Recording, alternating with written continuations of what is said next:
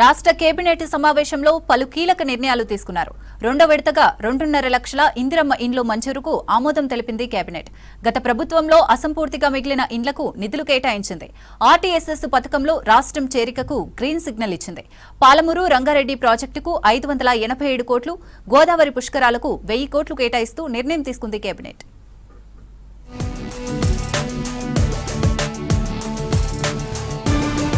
రాష్ట్రంలో రెండో విడత ఇందిరమ్మ ఇండ్లకు ఓకే చెప్పింది కేబినెట్. సెకండ్ ఫేజ్ లో మొత్తం 2,50,000 ఇందిరమ్మ ఇండ్లు మంజూరు చేసింది. ప్రతి నియోజకవర్గానికి 2,000 చొప్పున ఇండ్లను కేటాయించింది. సెక్రటేరియట్లో సీఎం రేవంత్ రెడ్డి అధ్యక్షతన భేటీ అయిన కేబినెట్ పలు కీలక నిర్ణయాలు తీసుకుంది. హైదరాబాద్ మహానగరం క్యూర్ పరిధిలోని 24 నియోజకవర్గాల్లో అల్పాదాయ వర్గాల వారి కోసం 1,00,000 ఇండ్లు నిర్మించి ఇచ్చేందుకు ఆమోదం తెలిపింది రాష్ట్ర మంత్రివర్గం.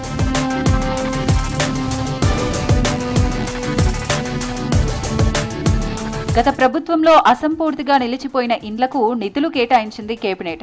పునాదులు పూర్తయి గోడలు, స్లాబ్ పడని ఇండ్లకు 3 లక్షలు ఇస్తామని తెలిపింది. గోడలు పూర్తయి స్లాబ్ నిలిచిపోయిన డబుల్ బెడ్రూమ్లకు 2 లక్షల చొప్పున సాయం ఇవ్వాలని నిర్ణయించింది. అసంపూర్తిగా ఉన్న ఇండ్లను పూర్తి చేసేందుకు నియోజకవర్గానికి 500 ఇండ్లకు నిధులు కేటాయించనుంది.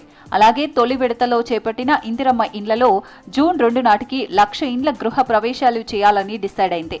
కుమ్రంభీం ఆసిఫాబాద్ జిల్లా కొఠారి గ్రామంలో కొలాం ఆదివాసీలకు ప్రభుత్వం కట్టించిన 28 ఇందిరమ్మ ఇండ్లను జూన్ 1న ప్రారంభించనున్నారు.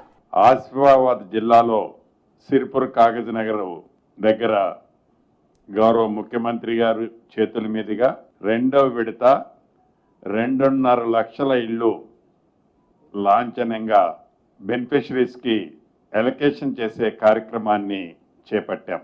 దీంట్లో భాగంగా ప్రతి నియోజకవర్గానికి 2,000 ఇళ్లు ఇవ్వాలనేది ఈ రెండో విడత. ప్రతి నియోజకవర్గానికి 2,000 ఇళ్లు ఇవ్వాలన్నది నిర్ణయం తీసుకోవడం జరిగింది. విద్యుత్ సరఫరా మెరుగుపరచడానికి కేంద్ర ప్రభుత్వానికి చెందిన ఆర్టీఎస్ఎస్ పథకంలో చేర్చాలని నిర్ణయించింది రాష్ట్ర ప్రభుత్వం. విద్యుత్ లైన్లను మెరుగుపరచడం, రైతులకు, పరిశ్రమలకు, గృహాలకు నాణ్యమైన కరెంటు అందించడమే లక్ష్యంగా ఆర్టీఎస్ఎస్ లో చేరుతున్నట్లు తెలిపింది. దేశవ్యాప్తంగా అన్ని రాష్ట్రాలు ఆర్టీఎస్ఎస్ పథకంలో చేరాయన్నారు మంత్రి పొంగులేటి. ఇది కొత్తగా తీసుకున్న నిర్ణయం కాదని 2017 జనవరి 2న కేంద్ర విద్యుత్ శాఖ, అప్పటి బీఆర్ఎస్ ప్రభుత్వం, టీఎస్ఎస్, పీడీసీఎల్ మధ్య ట్రైపార్టీ అగ్రిమెంట్ అని తెలిపారు. అన్ని రాష్ట్రాలు ఈ పవర్ సెక్టార్ ని ఇంప్రూవ్ చేయడం కోసం ఆర్డీఎస్ఎస్ లో జాయిన్ అయ్యాయి. ఆనాటి ప్రభుత్వం ట్రైపార్టీ అగ్రిమెంట్ అయితే చేసింది, కానీ మరి ఏమైందో ఆనాటి దొరవారికి దాన్ని ఫుల్ ప్లెడ్జ్ లో కంప్లీట్ చేసుకోవాలా. అగ్రిమెంట్ అయితే చేసి అట్లా పెట్టుకున్నారు. ఈ పవర్ సెక్టర్ ని ఇంప్రూవ్మెంట్ చేయడానికి, లైన్లు ఇంప్రూవ్మెంట్ చేయడానికి, మెరుగైన విద్యుత్తుని మరింత ఇంప్రూవ్మెంట్ చేయడం కోసం ఈ ఆర్డీఎస్ఎస్ లో తెలంగాణ రాష్ట్రం కూడా జాయిన్ అవ్వాలని కేబినెట్ లో ఆమోదం తెలపడం జరిగింది. వెనుకబడిన మహబూబ్ నగర్, రంగారెడ్డి జిల్లాల అభివృద్ధికి కీలక నిర్ణయాలు తీసుకుంది కేబినెట్.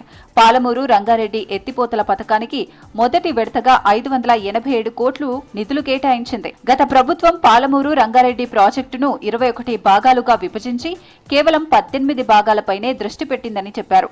ఆ పనులు కూడా సగం చేసి వదిలేసిందని విమర్శించారు.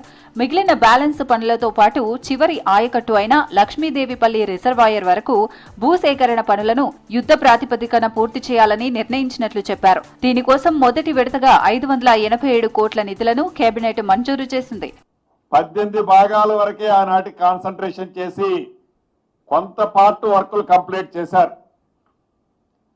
ఆ బ్యాలెన్స్ వర్కులు కంప్లీట్ చేయడంతో పాటు మిగిలిన లాస్ట్ లో ఉన్న లక్ష్మీదేవిపల్లి రిజర్వాయర్ వరకు ల్యాండ్ ఎక్విజిషన్ కూడా చేయాలి అని ఫస్ట్ ఫేజ్ లో యుద్ధ ప్రాతిపదిక మీద ఈరోజు కేబినెట్ నిర్ణయం చేయడం జరిగింది. దానికి సంబంధించి మొదటి విడత 587 కోట్లు ల్యాండ్ ఎక్విజిషన్ పర్పస్ కోసము రాష్ట్ర కేబినెట్ ఆమోదం తెలపడం జరిగింది.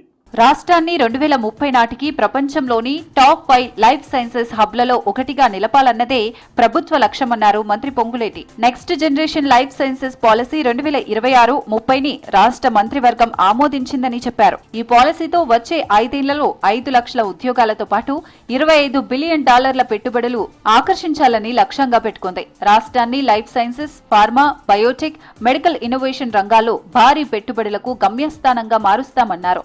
ప్రపంచంలో టాప్ 5 లైఫ్ సైన్సెస్ హబ్బులుగా ఒకటిగా తెలంగాణ ఉండాలని ఈ రాష్ట్ర ప్రభుత్వం సంకల్పించి దానికి సంబంధించి 2026 to 30 సంబంధించిన పాలసీని గౌరవ ముఖ్యమంత్రి గారి చేతుల మీదుగా గతంలో దావూస్ వెళ్ళినప్పుడు ఈ పాలసీని దావూస్ లో లాంఛనంగా దాన్ని ప్రారంభించడం జరిగింది. ఆ పాలసీకి సంబంధించిన దాన్ని ఆమోదించుకోవడం జరిగింది.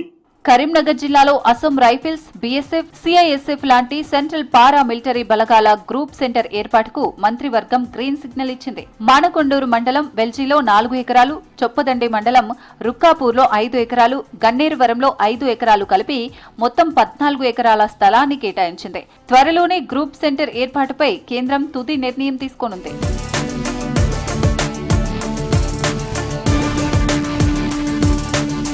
గోదావరి పుష్కరాల కోసం 1000 కోట్ల నిధులు కేటాయించింది కేబినెట్.